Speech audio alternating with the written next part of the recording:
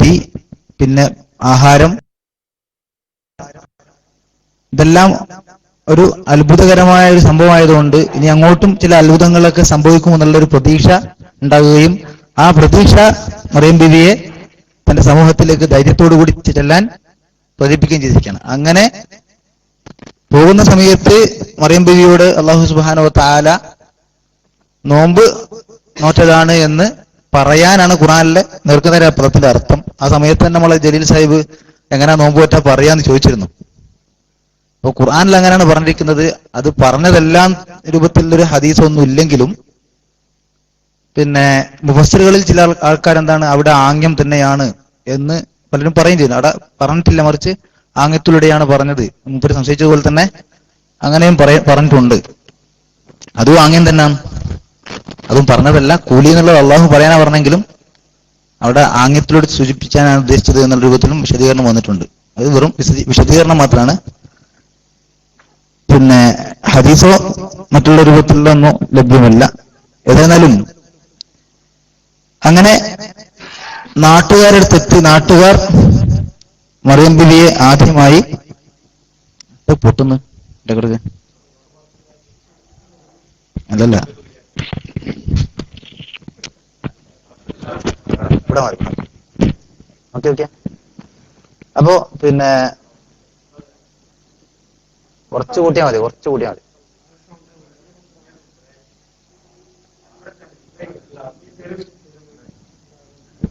എല്ലാവരും കൂടി പറഞ്ഞല്ലോ. അപ്പോ പിന്നെ നാട്ടുകാർ ആദ്യമായി പിന്നെ ഗർഭിണിയായതിനെ സംബന്ധിച്ച്, അല്ല, ഈ ഒരു കുട്ടിയുമായി വന്നതിനെ സംബന്ധിച്ച് അത് വ്യഭിചാരത്തിലൂടെ ഉണ്ടായ ഒരു കുട്ടിയാണ് എന്ന നിലക്കാണ് ഫരിയ എന്ന നിലക്ക് പറയുന്നത്. ഒരു ജാരസന്തതിയായിക്കൊണ്ടാണ് ആക്ഷേപിക്കുന്നത്. അതിനുശേഷമുള്ള ഭാഗമാണ് നമ്മൾ ചെയ്യേണ്ടത്, പറയേണ്ടത്. ഇൻഷാ അല്ലാഹ് ഓതാം.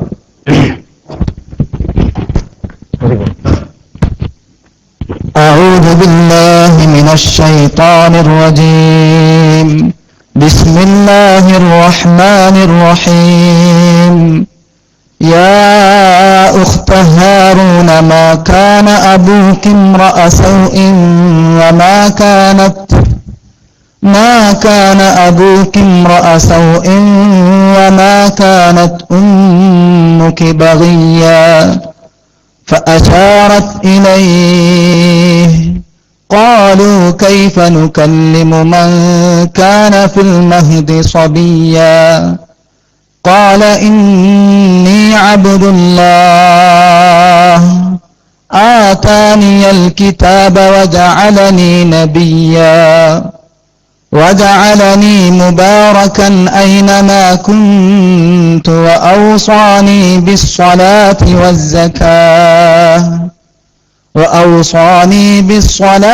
والزكاة ما دمت حيا وبرا بوالدتي ولم يجعلني جبارا شقيا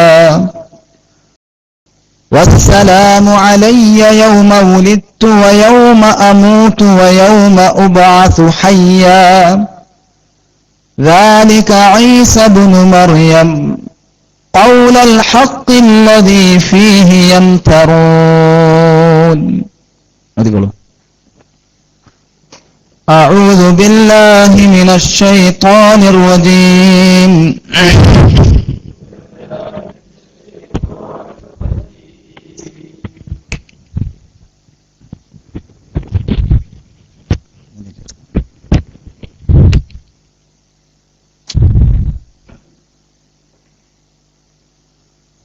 يا أخت هارون ما كان أبوك امرأ سوء وما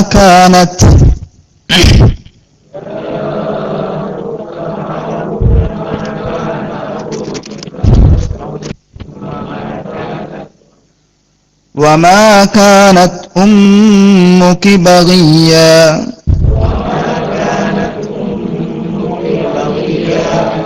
فأشارت إليه قالوا كيف نكلم من كان في المهد صبيا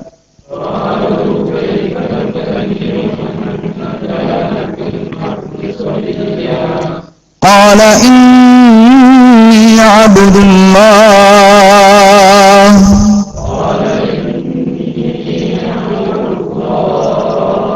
آتاني الكتاب وجعلني نبيا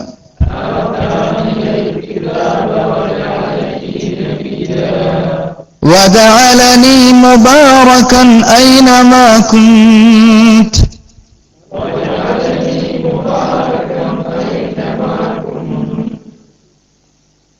وأوصاني بالصلاة والزكاة ما دمت حيا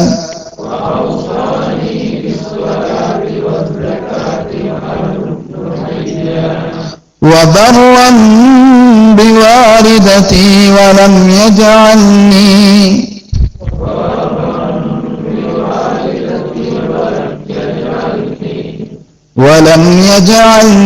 جبارا شقيا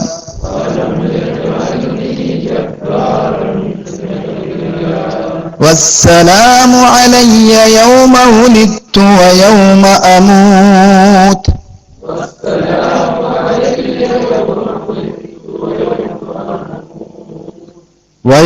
أموت ويوم أبعث حيا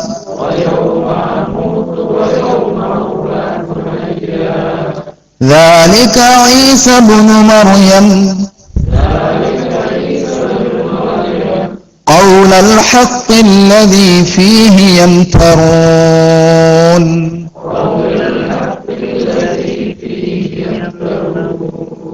ചില ഭാഗത്തൊക്കെ മുറിച്ച് മുറിച്ച് ഓതിയത് നിങ്ങൾ ഓതണ്ടിട്ടാ എല്ലാവരും ഒരേ ശബ്ദത്തിൽ എത്തണ്ടിട്ടോ ഒരിക്കൽ കൂടുക أعوذ بالله من الشيطان الرجيم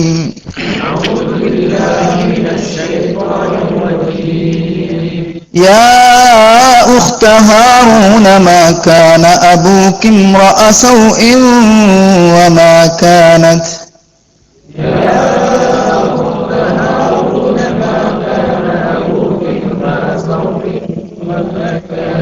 وما كانت أمك بغيا فأشارت إليه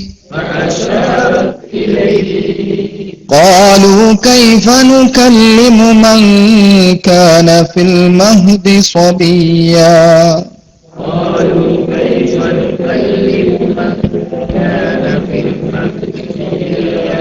قال إني عبد الله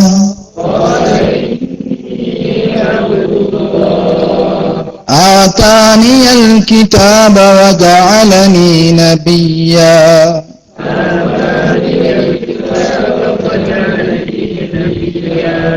وجعلني مباركا أينما كنت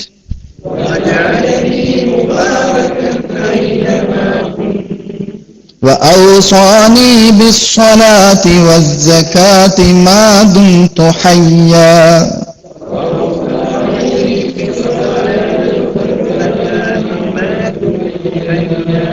وبرا بوالدتي ولم يجعلني جبارا شقيا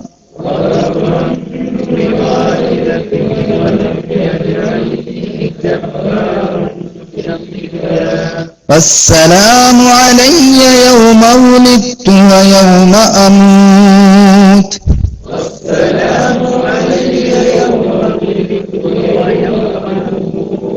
ويوم أموت ويوم أبعث حيا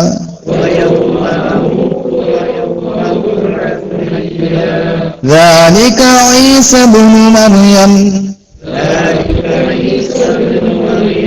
قول الحق الذي فيه يمترون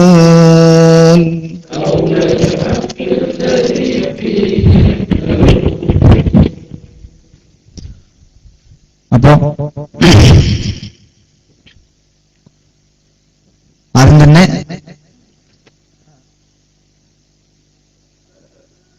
അവർ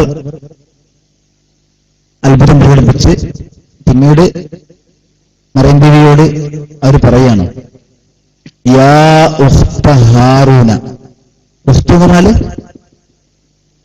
സഹോദരി, അഖ് എന്നതിന്റെ മോനാണ്. യാ ഉഖ്ത ഹാറൂന, ഹാറൂന്റെ സഹോദരി വിളിക്കാണ്. ഉഖ്തിന്റെ ജംഅ എന്താണെന്നറിയോ? ഉഖ്ത്, അഖവാത്ത് ഖുർആൻ പ്രയോഗിച്ചിട്ടുണ്ട് അല്ലെ? അഖവാത്ത് പ്രയോഗിച്ചില്ലേ? ഔ ബനി അഖവാത്ത് എന്നൊക്കെ വേണം. ഉഖ്ത് ഹാറൂന്റെ സഹോദരി. ഈ ഹാറൂൺ മൂസാ നബിയുടെ കൂടെ ഉണ്ടായിരുന്ന ഹാറൂൺ അല്ല, അവരുടെ കുടുംബത്തിൽ തന്നെയുള്ള ഒരു സാലിഹായ ഒരു വ്യക്തിയായിരുന്നു. അങ്ങനെ നല്ല ആളുകളിലേക്ക് ചേർത്ത് സഹോദരൻ സഹോദരിയൊക്കെ ചേർത്ത് പറയാന്നുള്ളത് അറബി ഭാഷയിൽ ഇതുള്ളതാണ്. അപ്പൊ അങ്ങനെ ഹാറൂന്റെ സഹോദരി അവർ വിളിച്ചിട്ട് മാക്കാന ആയിരുന്നില്ല, മാക്കാന ആയിരുന്നില്ല, മാക്കാന ആരായിരുന്നില്ല? അബൂക്കി, നിന്റെ പിതാവ്. മാക്കാന അബൂക്കി, നിന്റെ പിതാവ് ആയിരുന്നില്ല. ഇമ്രഅസു എന്നുള്ളത് ഒരുമിച്ച് എഴുതാം, ദുഷിച്ച മനുഷ്യൻ അല്ലെ? ഇമ്ര എന്ന് പറഞ്ഞാല് മനുഷ്യൻ, സൗ എന്ന് പറഞ്ഞാല് ചീത്തക്കാരൻ. അപ്പോ ചീത്ത മനുഷ്യൻ, ദുഷിച്ച മനുഷ്യനായിരുന്നില്ല. അപ്പൊ ഹാറൂന്റെ സഹോദരി, നിന്റെ പിതാവ് ഒരു ദുഷിച്ച മനുഷ്യനായിരുന്നില്ല, ഒരു ചീത്ത മനുഷ്യനായിരുന്നില്ല. വമാ കാനത്ത് ആയിരുന്നില്ല ഉമ്മുക്കി, നിന്റെ ഉമ്മ, ബഗിയ ഒരു ദുർനടപ്പുകാരി. അപ്പൊ അത് വേദനിപ്പിക്കുകയാണ്. സ്വാഭാവികമായിട്ടും നമ്മളൊക്കെ അറിയുന്ന കാര്യമാണ്. എന്തെങ്കിലും ഒന്ന് കിട്ടിയാൽ പിന്നെ അത് ഉള്ളതോ ഇല്ലാത്തതൊന്നും നോക്കാതെ പ്രയാസപ്പെടുത്തുക എന്നുള്ളത് പൊതുവെ മനുഷ്യരുടെ സ്വഭാവമാണ് അല്ലെ? എന്തെങ്കിലും ഒന്ന് അറിഞ്ഞു കിട്ടിയാൽ മതി, പിന്നെ തുടങ്ങും പണി അല്ലെ? അപ്പൊ അങ്ങനെ ഉണ്ടാകാൻ പാടില്ല. ഏതായിരുന്നാലും ഇത് അതിനേക്കാൾ വല്ലാത്ത കൗതുകമുള്ള ആശ്ചര്യമുള്ള കാര്യമായതിനാൽ ഉപ്പാനെയും ഉമ്മാനൊക്കെ പറഞ്ഞിട്ട് എന്ത് ചെയ്യാണ്? ബുദ്ധിമുട്ടിക്കാൻ. അപ്പൊ ഹാറൂന്റെ സഹോദരി, യാ ഉഖ്ത ഹാറൂൻ, ഹാറൂന്റെ സഹോദരി, നിന്റെ ഉപ്പ മാക്കാന അബൂക്കി, നിന്റെ പിതാവായിരുന്നില്ല ഇംറഅ സൗഇൻ, ഒരു ദുഷിച്ച മനുഷ്യൻ, ഒരു ചീത്ത മനുഷ്യൻ. വമാ കാനത്ത് ആയിരുന്നില്ല ഉമ്മുക്കി, നിന്റെ മാതാവ് ബഗിയ, ഒരു ദുർനടപ്പുകാരി. ബഗിയ എന്ന് പറഞ്ഞാൽ വൃത്തികേട് ചെയ്യുന്ന സ്ത്രീ എന്ന് ഉദ്ദേശിക്കുന്നത്. മർഅത്ത്, മർഅ് എന്നതിന്റെ മോനസാണ് മർഅത്ത്. മർഅ് എന്ന് പറഞ്ഞാൽ മനുഷ്യൻ, മർഅത്ത് എന്ന് പറഞ്ഞാൽ സ്ത്രീ, മർഅ് എന്ന് പറഞ്ഞാൽ പുരുഷൻ അല്ലെ? അങ്ങനെ പറയാം.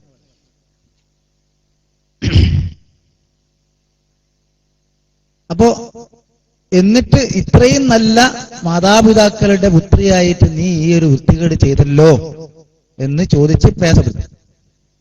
അപ്പോ മറിയം ബീവിക്കൊന്നും പറയാനില്ല. പക്ഷെ ധൈര്യസമേതം മറിയം ബീവി ചെയ്യുന്നത് അപ്പോൾ അശാറത്ത്, അവൾ ചൂണ്ടി. അശാറ എന്ന് പറഞ്ഞാല് ചൂണ്ടി. അശാറിന്റെ മുതാരി യുഷീറു. അശാറത്ത് ഇലൈഹി, അവനിലേക്ക് അഥവാ ഈസയിലേക്ക് ചൂണ്ടി. അപ്പോൾ അവർ അഥവാ മറിയം ബീവി അവൾ എന്നായിരിക്കും നമ്മൾ പറയേണ്ടത്. പക്ഷെ നമ്മൾ ബഹുമാന സൂചകമായിട്ട് അവർ ചൂണ്ടി. ഇലൈഹി, ആരിലേക്ക്? അവനിലേക്ക്, അഥവാ ഉദ്ദേശിക്കുന്നത് ഈസാ നബിയിലേക്ക്.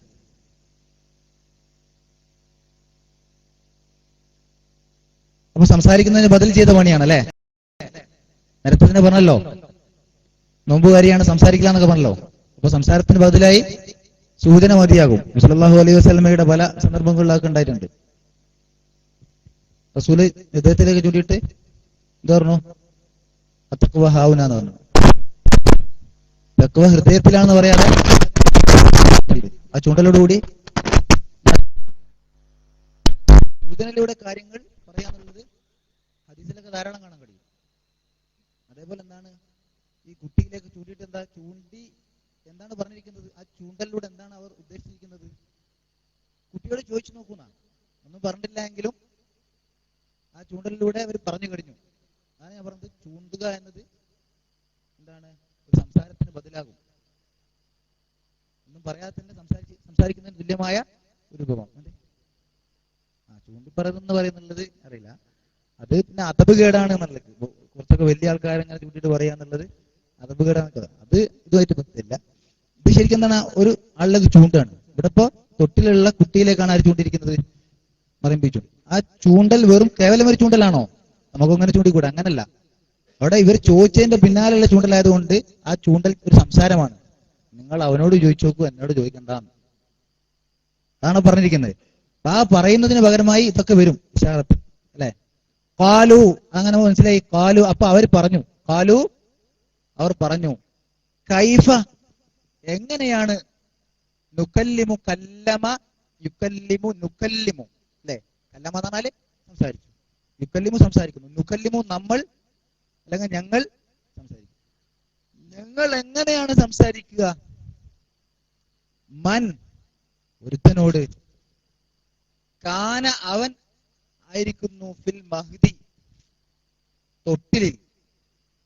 തൊട്ടിലായിരിക്കുന്ന, സ്വബിയ്യ ഏതവസ്ഥയിലാണ്? ഒരു ശിശുവായി കൊണ്ട് തൊട്ടിലായിരിക്കുന്ന ഒരുത്തനോട് ഞങ്ങൾ എങ്ങനെയാണ് സംസാരിക്കുക? ഒരു ശിശുവായി കൊണ്ട്, സ്വബിയ്യ എന്ന് പറഞ്ഞാൽ ഒരു ശിശു, തൊട്ടിലിരിക്കുന്ന, അല്ലെ? മഹ്ദ് എന്ന് പറഞ്ഞാല് തൊട്ടില്. മങ്കാന അവനായിരിക്കുന്നു, ഫിൽ മഹ്ദി തൊട്ടില്, സ്വബിയ്യ ഏതവസ്ഥയിലാണ്? ശിശുവായ, കുട്ടിയായ അവസ്ഥ, അല്ലെ? ചെറിയ കുട്ടിയായ അവസ്ഥ. അപ്പൊ അങ്ങനെയുള്ള ഒരുത്തനോട് ഞങ്ങൾ എങ്ങനെയാണ് സംസാരിക്കുക എന്നവർ അത്ഭുതത്തോടു കൂടി ചോദിക്കുകയാണ്. ആ ചോദ്യത്തിനുള്ള ഉത്തരം ആരാണ് പറയുന്നത്? ഈസാ നബിയാണ്. ഖാല ഇന്നി അബ്ദുല്ലാഹ്. ഇത് മനസ്സിലായില്ലേ? ഖാലു, അവർ പറഞ്ഞു. കൈഫ നുകല്ലിമു, ഞങ്ങൾ എങ്ങനെയാണ് സംസാരിക്കുക? മൻ, ഒരുത്തനോട്, കാന അവനായിരിക്കുന്നു, ഫിൽ മഹ്ദി തൊട്ടില്, സ്വബിയ്യ ശിശുവായിക്കൊണ്ട്. മൊത്തത്തിൽ പറയുമ്പോ തൊട്ടില് ഒരു കുട്ടിയായിരിക്കുന്ന ഒരു വ്യക്തിയോട് ഞങ്ങൾ എങ്ങനെയാണ് സംസാരിക്കുക? പിന്നെ പറയാണ് ഖാല, ആ ആശ്ചര്യം, അത്ഭുതം പ്രകടിപ്പിച്ചപ്പോ ഉത്തരം പറയുന്നത് ഈസാ നബിയാണ്. ഖാല, അദ്ദേഹം പറഞ്ഞു, അഥവാ ആ കുട്ടി പറഞ്ഞു, ഇന്നി, നിശ്ചയമായും ഞാൻ, അബ്ദുല്ലാഹ് അള്ളാഹുവിന്റെ അടിമയാണ്. അത് വല്ലാത്തൊരു പ്രയോഗമാണ്, അല്ലെ? കാരണം ഏറ്റവും ആദ്യം ജനങ്ങളോട് ഈസാ നബി സംസാരിക്കുന്ന കാര്യം എന്താണ്? ഞാൻ അള്ളാഹുവിന്റെ അടിമയാണ് എന്നതാണ്. അത് ആർക്കുള്ള ഖണ്ഡനമാണ്? അല്ലെ? ഖുർആൻ ഇത് പറയുമ്പോ അള്ളാഹു തന്നെയാണ് ഈസാ നബി എന്ന് പറഞ്ഞ ഒരു കൂട്ടം ആൾക്കാരുണ്ട്, അവരുടെ കൂട്ടത്തിലുണ്ട്. ലഖദ് കഫറല്ലദീന ഖാലു ഇന്നല്ലാഹ ഹുവൽ മസീഹ് ഇബ്നു മറിയം. അല്ലാഹ് എന്ന് പറഞ്ഞാൽ അതാരാണ്? മസീഹ് ഇബ്നു മറിയമാണ്. അതായത് ഈസാ നബി എന്ന് പറഞ്ഞ ഒരു കൂട്ടം ആൾക്കാരുണ്ട്, അവരുടെ കൂട്ടത്തിലുണ്ട്. അങ്ങനെ ഖുർആൻ തന്നെ പറയുന്നുണ്ട്. അതെ, ഇല്ല, അത് ഖുർആൻ നമുക്ക് തരികയാണ്. ആ സമയത്തില്ല, നമുക്ക് ഖുർആൻ തരുന്ന കാര്യമാണ് പറയുന്നത്. ഖുർആൻ നമുക്ക് പറയാനാണ്. ഈസാ നബി പറഞ്ഞ കാര്യം എന്താണ്? അബ്ദുല്ലാഹ് എന്നാണ്. അത് പിന്നീട് പറയുമ്പോഴും അവർ പറയുന്നതിന് എന്താണ്? ഗണ്ണിക്കുകയാണല്ലോ അല്ലാഹു. ആ സമയത്ത് ഗണ്ണിച്ചതല്ല, ആ സമയത്ത് അവർ പറയുന്നില്ല. പക്ഷെ ഞാൻ പറയുന്നത് പിന്നീടുള്ള ആളുകൾക്ക് അള്ളാഹു ഖുർആനിലൂടെ ഗണം നൽകുകയാണ്. ഈസ ഫസ്റ്റ് പറഞ്ഞിരിക്കുന്നത് എന്താണ്? അബ്ദുല്ലാഹ് എന്നാണ്. ക്രിസ്ത്യാനികൾ മനസ്സിലാക്കാൻ വേണ്ടിയുള്ള ഒരു പ്രയോഗം പോലെ, അല്ലെ? മുമ്പേ പറയിപ്പിച്ചു. അപ്പൊ അവര് എന്ത് പറഞ്ഞിട്ടുണ്ട്? ഈസ തന്നെയാണ് എന്ത് അള്ളാഹു എന്ന് പറഞ്ഞത്. ഇന്നല്ലാഹ ഹുവൽ മസീഹ് ഇബ്നു മറിയം എന്ന് പറഞ്ഞത്. പിന്നെയോ വേറെ സ്ഥലത്ത് എങ്ങനെ പറഞ്ഞു? വഖാലത്തിൽ യഹൂദു ഉസൈർ ഇബ്നുല്ലാഹി വഖാലത്തിൽ മസീഹ് ഇബ്നുല്ലാഹ് വഖാലത്തിൽ നസാറ അൽ മസീഹ് ഇബ്നുല്ലാഹ്, അല്ലേ? യഹൂദികൾ ഉസൈർ അള്ളാഹുവിന്റെ പുത്രനാന്ന് പറഞ്ഞപ്പോ ക്രിസ്ത്യാനികൾ എന്ത് പറഞ്ഞു? ഈസാ നബി അള്ളാഹുവിന്റെ പുത്രനാന്ന് പറഞ്ഞു. അതിനുള്ള ഖണ്ഡനമാണ്, അല്ലെ? അതുപോലെ തന്നെ ചില ആൾക്കാരെന്താണ്? അള്ളാഹുവിനെ പോലെ തന്നെ നമുക്ക് പ്രാർത്ഥിക്കാൻ പറ്റുന്ന ഒരു ഇലാഹാണ് എന്ന നിലക്കും ചില ആൾക്കാരൊക്കെ വാദിച്ചിട്ടുണ്ട്. ആരെ സംബന്ധിച്ചിട്ട്? ഈസാ നബിയെ സംബന്ധിച്ച്. അങ്ങനെയുള്ള എല്ലാ വാദത്തിനുള്ള ഒരു ഖണ്ഡനമാണ് ഇവിടെ അള്ളാഹു നൽകിയിരിക്കുന്നത്. മുമ്പേ പറഞ്ഞ കാര്യം ഇപ്പൊ നമുക്ക് പറഞ്ഞിരുമ്പോൾ ആ വാദം ഉന്നയിക്കുന്ന ആളുകൾക്കുള്ള ഖണ്ഡനമായി തീരുകയാണ്. ഇനി പരിശുദ്ധ ഖുർആനിലെ പല സ്ഥലങ്ങളിലും അല്ലാഹു സുബ്ഹാനഹു വ തആല ഈസാ നബിയുടെ പ്രഖ്യാപനമായിട്ട് പറഞ്ഞത് ഞാൻ അബ്ദുള്ള എന്നാണ്. ഇപ്പോൾ സൂറത്ത് മാഇദയിൽ നമുക്ക് കാണാൻ പറ്റും, വഖാലൽ മസീഹു യാ ബനി ഇസ്രായീല അബ്ദുല്ലാഹ റബ്ബി വറബ്ബക്കും. എന്റെയും നിങ്ങളുടെയും രക്ഷിതാവായ അള്ളാഹുവിനെ നിങ്ങൾ എന്ത് ചെയ്യണം? ആരാധിക്കാൻ വേണ്ടിയിട്ട് ഇസ്രായേലോട് വിളിച്ചു പറയുന്നത്. അപ്പോ സ്വയം ഒരു അടിമയായി ഈസാ നബി പല സ്ഥലങ്ങളിലും എന്താണ് തന്നെ സംബന്ധിച്ച് പറഞ്ഞതായി നമുക്ക് ഖുർആനിലൂടെ മനസ്സിലാക്കാൻ കഴിയുന്ന കാര്യമാണ്. അപ്പൊ രണ്ടാമത്തെ വിഷയം, ഒന്ന്, ഞാൻ അള്ളാഹുവിന്റെ അടിമയാണ് എന്നാണ് പറഞ്ഞിരിക്കുന്നത്. നീ അബ്ദുള്ള, നിശ്ചയമായും ഞാൻ അള്ളാഹുവിന്റെ അടിമയാണ്. ആത്താനി, അവൻ എനിക്ക് നൽകിയിരിക്കുന്നു. ആര്? അള്ളാഹു. അള്ളാഹു എനിക്ക് നൽകിയിരിക്കുന്നു. അൽ കിതാബ, വേദഗ്രന്ഥം. അവൻ എനിക്ക് വേദഗ്രന്ഥം നൽകിയിരിക്കുന്നു. വജഅലനി, ആതാനി, അവൻ എനിക്ക് നൽകിയിരിക്കുന്നു. എന്താ നൽകിയിരിക്കുന്നത്? അൽ കിതാബ, വേദഗ്രന്ഥം. അല്ലേ? എഴുതിയില്ലേ?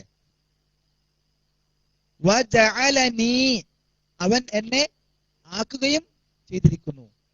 നബിയ്യ, ഒരു പ്രവാചകൻ. ഒരു പ്രവാചകൻ. അതാണ് പറയാൻ പോകുന്നത്. വേദഗ്രന്ഥം കൊടുത്തിട്ടില്ല. പറയുന്ന സമയത്ത് ഗ്രന്ഥം കൊടുത്തിട്ടില്ല. ആ സമയത്ത് നബി ആക്കിയിട്ടുമില്ല എന്നതാണ് മുഫസ്സിറുകൾ, ഭൂരിഭാഗം മുഫസ്സിറുകളും പറഞ്ഞ കാര്യം. ചില ആൾക്കാർ പറഞ്ഞിരുന്നത് അപ്പൊ തന്നെ എന്താണ് ഗ്രന്ഥവും കൊടുത്ത് നബിയാക്കിയിട്ടുണ്ട് എന്ന് പറഞ്ഞ ചില വളരെ ചുരുക്കം ആൾക്കാരുണ്ട്. പക്ഷെ അങ്ങനെ സംഭവിച്ചിട്ടില്ല. മറിച്ച് ഖുർആന്റെ ഒരു ശൈലിയുണ്ട്. തീർച്ചയായും സംഭവിക്കുന്ന കാര്യങ്ങളെ മാദിയായ ഫിഅലിലൂടെ പറയുക എന്നത് ഖുർആന്റെ ഒരു ശൈലിയാണ്. ഇപ്പൊ നമുക്കറിയാം, സൂറത്ത് നഹലിന്റെ തുടക്കം എന്താ? അതാ അംറുല്ലാഹി ഫലാ തസ്തഅജിലു, അള്ളാഹുവിന്റെ കൽപ്പന വന്നു. പരലോകത്തെ സംബന്ധിച്ചാ പറഞ്ഞേ. പരലോകം വന്നിട്ടുണ്ടോ? ഇല്ല, അവിടെ വന്നു എന്നാ പറഞ്ഞേ.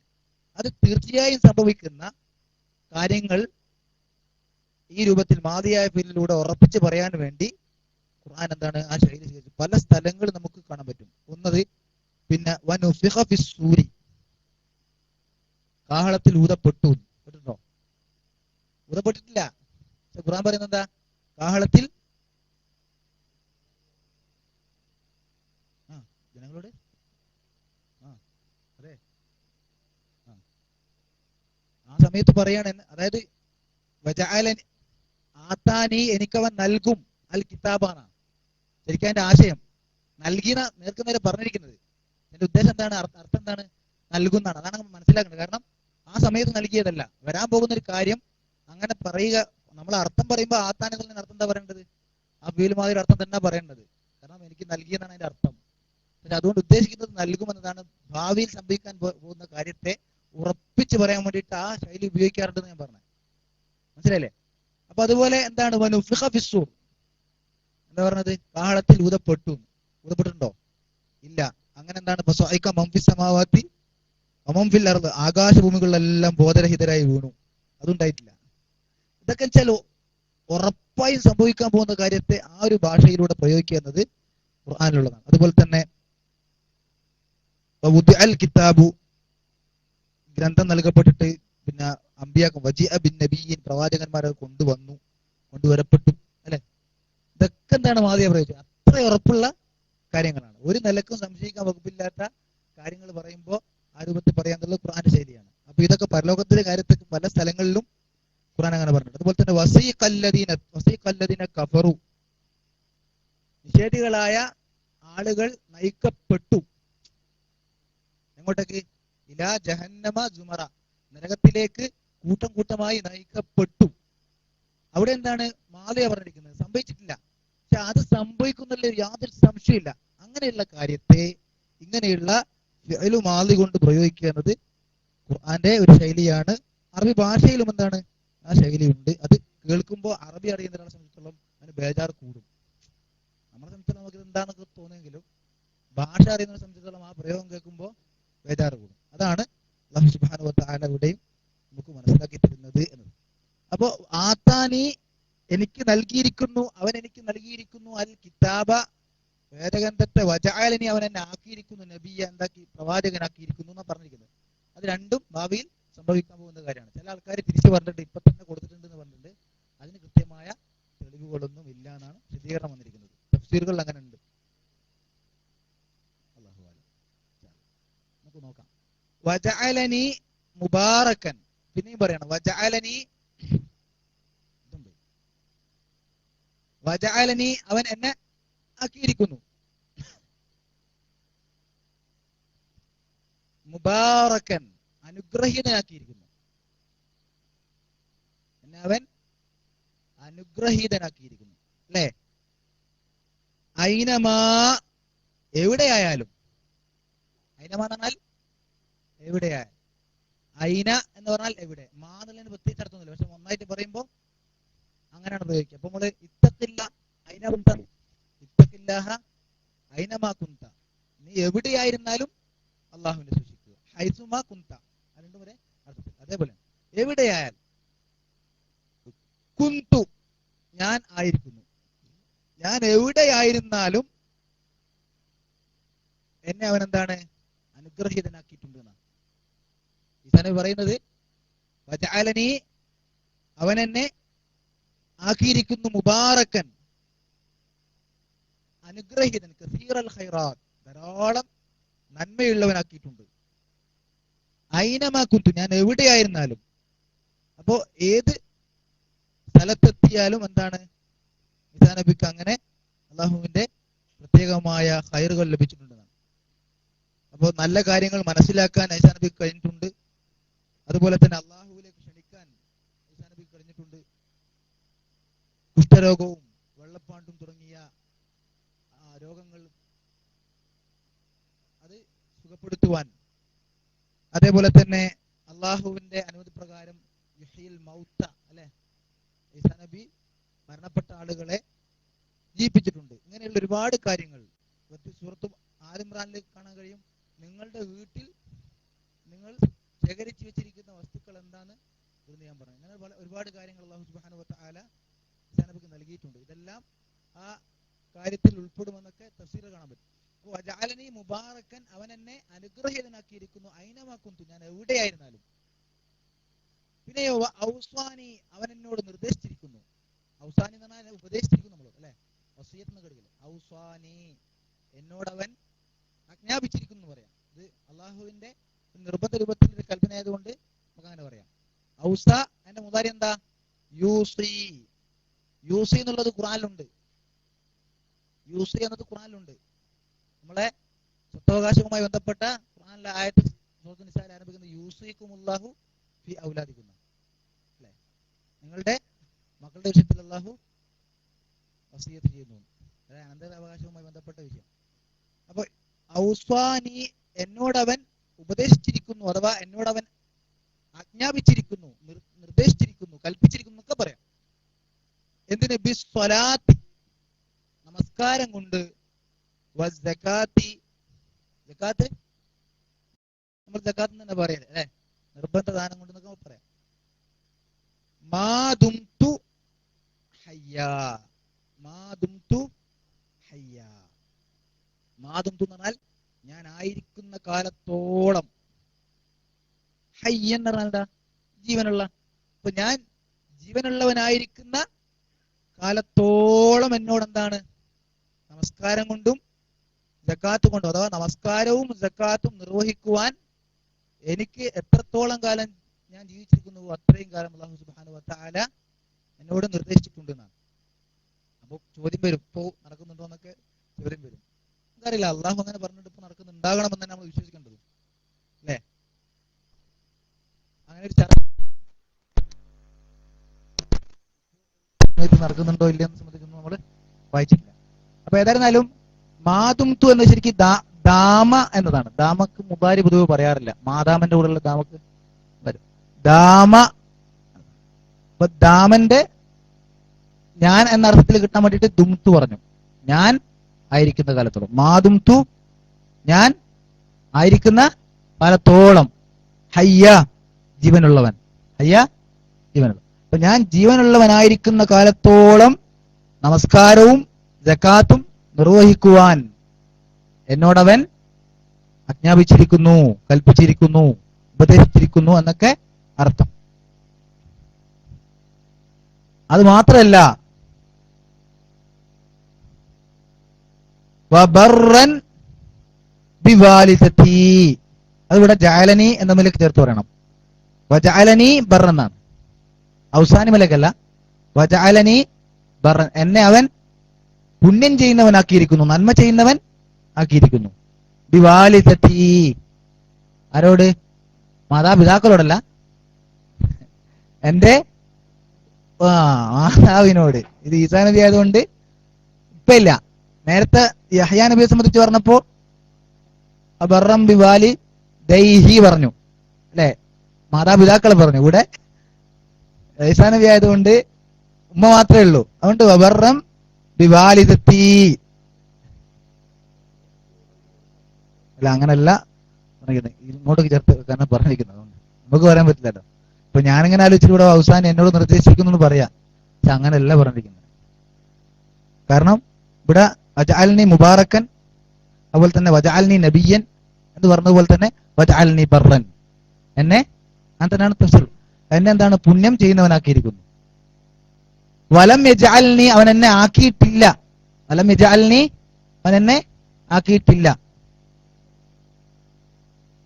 വാ എന്ന് പറഞ്ഞാൽ ആൻഡ് എന്നുള്ള അർത്ഥത്തിൽ പറയും. ഒരു വാചകം തുടങ്ങാൻ വേണ്ടിയിട്ട് ഒരു പ്രത്യേക അർത്ഥമൊന്നും ഇല്ലാതെ തന്നെ വാ ഉപയോഗിക്കും. നമ്മൾ പ്രത്യേക അർത്ഥം പറയണമെന്നില്ല. എല്ലാ സ്ഥലത്തും ഇങ്ങനെ എന്ന് പറഞ്ഞിട്ട് പോകേണ്ട ആവശ്യമൊന്നുമില്ല. അതെ, ഒരു സ്റ്റാർട്ടിങ്, ഒരു വാചകം ആരംഭിക്കുമ്പോൾ അങ്ങനെ പറയാറുണ്ട്. എല്ലാ വാവിനും ഇങ്ങനെ ആൻഡ് പറഞ്ഞ് പോകേണ്ട ആവശ്യമുണ്ടോ? എന്റെ ആവശ്യമില്ല. വലം യജഅൽനി, അവൻ എന്നെ ആക്കിയിട്ടില്ല. ജബ്ബാറൻ, ഒരു ക്രൂരനാക്കിയിട്ടില്ല. ജബ്ബാറൻ, ഒരു ക്രൂരൻ, ഒരു കടുപ്പക്കാരനാക്കിയിട്ടില്ല അല്ലേ? ജബ്ബാർ അല്ലാണ്ട് പേര് അല്ല. അവിടെ അള്ളാഹുവിനെ എന്തും ചെയ്യാനുള്ള അധികാരമുണ്ടല്ലോ, ആ അർത്ഥത്തിലാണ് പ്രയോഗം. എന്തും ചെയ്യാൻ കഴിവുള്ള ആ അള്ളാഹു ചെയ്തതിനെ ചോദ്യം ചെയ്യാൻ ആർക്ക് അധികാരമില്ല? പടപ്പുകൾക്കാർക്ക് അധികാരമില്ല. ആ അർത്ഥത്തിലുള്ള പ്രയോഗമാണ് അവിടെ ജബ്ബാർ അല്ലേ? അല്ലേ?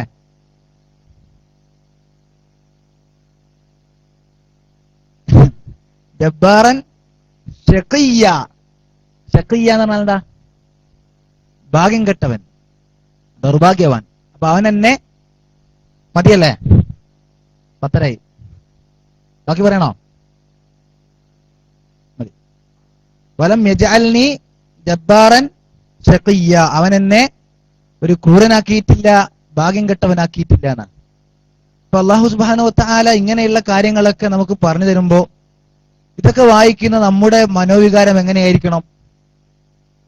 ഒരു വിശ്വാസി എന്ന നിലക്ക് ഇത്തരം ആയത്തുകളും ഇത്തരം സംഭവങ്ങളൊക്കെ കാണുമ്പോൾ, ഇപ്പോ നോക്ക്, നമസ്കാരത്തിന്റെ വിഷയത്തിൽ നമ്മൾ കണ്ടു, ജീവിക്കുന്ന കാലത്തോളം ഈ രണ്ട് കാര്യം ശ്രദ്ധിക്കുവാൻ നിർദ്ദേശിച്ചിരിക്കുന്നു. അപ്പൊ നമ്മളെ സംബന്ധിച്ചിടത്തോളം നമ്മൾ ആ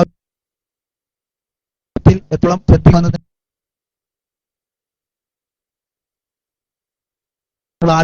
നടക്കണം. ഒരു 10 ഖുർആൻ വായിച്ചാൽ ഒരു 5 മിനിറ്റ് കാര്യത്തെ സംബന്ധിച്ച് നമ്മളുമായി ബന്ധപ്പെടുത്തി ആലോചിക്കുക എന്നുള്ളത് നല്ലൊരു ശീലമാണ്. അപ്പൊ സ്വാഭാവികമായിട്ടും കുറെ പ്രശ്നങ്ങൾ നമുക്ക് മനസ്സിലാവും, ഒരുപാട് കുറവുകൾ നമുക്ക് ബോധ്യമായി തുടങ്ങും. അതേപോലെ തന്നെ ഇവിടെ ഇപ്പോ മാതാപിതാക്കളോട് പുണ്യം ചെയ്യുന്നവനാക്കിയിരിക്കുന്നു, അതേപോലെ ക്രൂരനും ഭാഗ്യം കെട്ടവനൊന്നും ആക്കിയിട്ടില്ല എന്നൊക്കെ പറഞ്ഞു. അപ്പൊ അങ്ങനെയുള്ള കാര്യങ്ങളൊക്കെ നമ്മൾ കാണുമ്പോൾ സ്വാഭാവികമായും നമ്മുടെ മനസ്സിൽ വരേണ്ട ചില കാര്യങ്ങൾ, അതായത് ഒരാളെ നന്നാക്കുന്നത് ആരാണ്? അള്ളാഹുവാണ്. ഒരാൾ ചീത്തയിരുന്നെങ്കിൽ അയാൾ അള്ളാഹു ചീത്തയാക്കൂല, പക്ഷേ അള്ളാഹുവിന്റെ സഹായമില്ലാതെ ഒരാൾക്കും നല്ലവനായി മാറാൻ കഴിയില്ല. അതുകൊണ്ട് എന്ത് ചെയ്യണം? നമുക്ക് പ്രാർത്ഥിക്കാൻ കഴിയണം. ഇപ്പോ യഹ്യാ നബിക്ക് ഹനാൻ നൽകിയ റബ്ബ്, യഹ്യാ നബിക്ക് പരിശുദ്ധി നൽകിയ റബ്ബ്, ഈസാ നബിക്ക് എന്താണ് ഇങ്ങനെയുള്ള അനുഗ്രഹങ്ങളൊക്കെ നൽകിയ റബ്ബ്. ഈ റബ്ബിന് നമുക്ക് ഇതുപോലെ പലതും ചെയ്യാൻ, റബ്ബ് അന്ന് മാത്രമല്ല എല്ലാത്തിനും കഴിവുള്ളവൻ. റബ്ബ് എന്ന് പറഞ്ഞാൽ ഇലാ യൗമിൽ ഖിയാമ എല്ലാത്തിനും കഴിവുള്ളവനാണ്. അതുകൊണ്ട് എന്നും നമുക്ക് എന്ത് ചെയ്യണം, ഇങ്ങനെ ഉള്ള അള്ളാഹു ചെയ്ത കാര്യങ്ങളൊക്കെ മുന്നിൽ വെച്ച് അള്ളാഹുവോട് സഹായം ആവശ്യപ്പെടാൻ കഴിയണം. ഇപ്പോ ഇബ്നു തൈമിയയെ സംബന്ധിച്ച് ശൈഖുൽ ഇസ്ലാം ഇബ്നു തൈമിയ വലിയൊരു പണ്ഡിതനായിരുന്നു. സുബഹിസ്കാരം കഴിഞ്ഞ് പള്ളിയിൽ ദിക്റും പ്രാർത്ഥനയ്ക്കായിട്ടിരുന്ന് അവിടുന്ന് പിന്നെ എഴുന്നേൽക്കുമ്പോ ഒരുപാട് ആളുകൾ ഉണ്ടാവും വന്ന് നിൽക്കുന്നതിന് ഇൽമു പഠിക്കാൻ. ആ ഇൽമു കൊടുക്കുന്നതിന് മുമ്പ് ഈ ഇബ്നു തൈമിയയുടെ ഒരു പ്രാർത്ഥന നമുക്ക് കാണാൻ പറ്റും. സുലൈമാൻ നബിക്ക് ഫഹ്മ് നൽകിയ അള്ളാഹുവേ ഫഹിംനി, എനിക്ക് നീ എന്ത് ചെയ്യണം, കാര്യങ്ങൾ മനസ്സിലാക്കാനുള്ള കഴിവ്. അതുപോലെ തന്നെ ഇബ്രാഹിം നബിക്ക് ഹിക്മത്ത് നൽകിയ അള്ളാഹുവേ. അപ്പൊ ഇത് അള്ളാഹു അവർക്കൊക്കെ കൊടുത്തത് ഖുർആനിലുണ്ട്. അങ്ങനെയുള്ള കാര്യങ്ങളൊക്കെ മുൻനിർത്തി അള്ളാഹുവോട് പ്രാർത്ഥിക്കുക എന്നതൊക്കെ എന്താണ്, നമുക്ക് കൂടുതൽ വേഗത്തിൽ ഉത്തരം കിട്ടാനൊക്കെ അത് ഉപയോഗപ്പെടുത്താൻ പറ്റും. അങ്ങനെയുള്ള അള്ളാഹു ചെയ്ത കാര്യങ്ങൾ, അള്ളാഹുവിന്റെ കഴിവുകളൊക്കെ, അവൻ പറഞ്ഞ കാര്യങ്ങളൊക്കെ എടുത്തു പറഞ്ഞുകൊണ്ട്, അപ്പൊ ഇങ്ങനെയുള്ള കാര്യങ്ങളൊക്കെ നമ്മുടെ ജീവിതവുമായി തട്ടിക്കുകയും ബന്ധപ്പെടുത്തുകയും അള്ളാഹുവിന്റെ സഹായം കിട്ടാൻ വേണ്ടി നമ്മൾ ഇത്തരം കാര്യങ്ങൾ മുൻനിർത്തി പ്രാർത്ഥിക്കുകയും ചെയ്യുക എന്നുള്ളത് എന്താണ്, വളരെ വേഗത്തിൽ നമുക്ക് ഇസ്തിജാബത്ത് കിട്ടാൻ, ഉത്തരം കിട്ടാൻ നല്ലതാണ്, ഇജാബത്ത് കിട്ടാൻ നല്ലതാണ് എന്നത് നമ്മൾ എന്ത് ചെയ്യുക, മനസ്സിലാക്കി.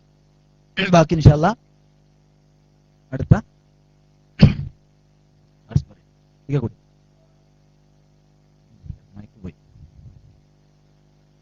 أعوذ بالله من الشيطان الرجيم.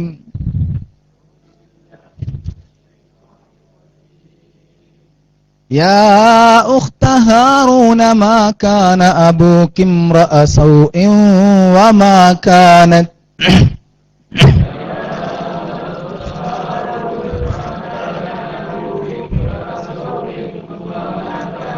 وما كانت أمك بغيا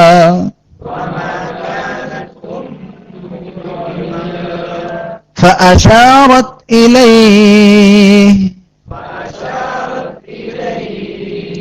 قالوا كيف نكلم من كان في المهد صبيا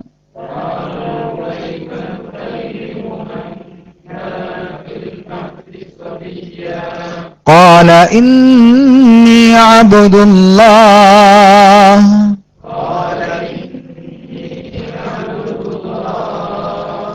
آتاني الكتاب وجعلني نبيا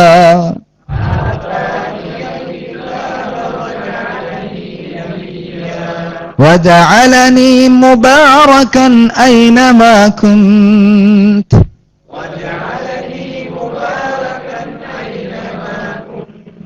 وأوصاني بالصلاة والزكاة ما دمت حيا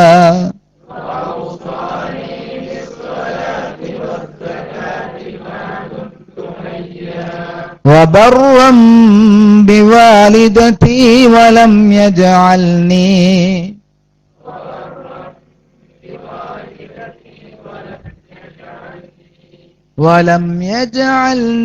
جبارا شقيا.